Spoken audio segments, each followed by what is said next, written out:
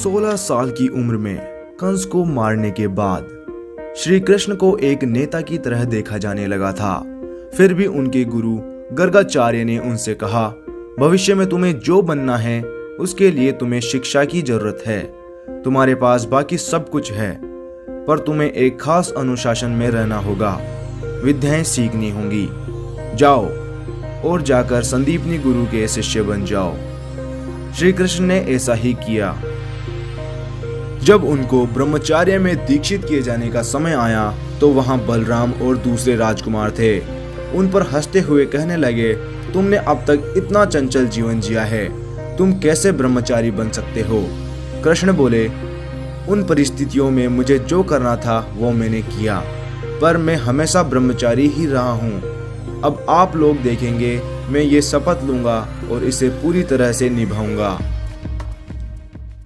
गुरु संदीपनी के मार्गदर्शन और उनकी कृपा में कृष्ण 6 साल तक रहे और गुरु ने उनको कई तरह की कलाओं और दूसरी विद्याओं में पारंगत किया। उन्होंने सब तरह के हथियार चलाना सीखा और डिस्कस फेंकने में खास महारत हासिल की। डिस्कस धातु की बनी एक गोल थाली होती है जो अगर सही तरह से इस्तेमाल की जाए तो एक खतरनाक शस्त्र हो सकती है। कृष्ण उसको एक बिल्कुल ही अलग आयाम में ले गए।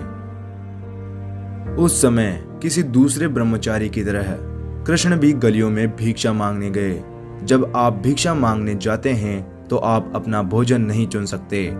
लोग आपके कटोरे में जो भोजन डालते हैं वो अच्छा हो या सड़ा हुआ हो, जैसा भी हो, आप बस उसे भक्ति के साथ खाते हैं। एक ब्रह्मचारी को जो भी भोजन दिया जा रहा है वो किस तरह का है उसे ये नहीं देखना चाहिए। उसे क्या खाना चाहिए क्या नहीं खाना, इसके बारे में कोई चुनाव नहीं करना चाहिए। जब आप कहते हैं कि आप एक ब्रह्मचारी हैं तो आप दिव्यता के पथ पर हैं। भोजन जरूरी है, पर आपको पोषण सिर्फ भोजन से ही नहीं मिलता। तो कृष्ण एकदम पूरे ब्रह्मचारी बन गए। कृष्ण जो पहले हमेशा बहुत अच्छे कपड़े पहनते थे, मोर पंख लगाते थे, रेशमी कपड़े पहनते थे, वो अचानक ही हिरण की खाल की एक पट्टी पहनने लगे और अपनी नई साधना में 100% लीन हो गए। दुनिया ने इससे पहले इतना शानदार भिखारी नहीं देखा था।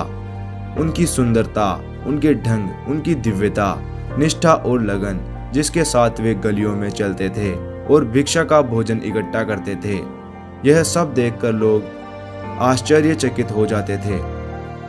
कृष्ण किसी भी समय एक सम्राट होना चुन सकते थे, पर अपने जीवन के 6 साल वे गलियों में भीख मांगने गए। तो ये था दोस्तों हमारा वीडियो। आपको वीडियो कैसा लगा हमें कमेंट बॉक्स में जरूर बताएं।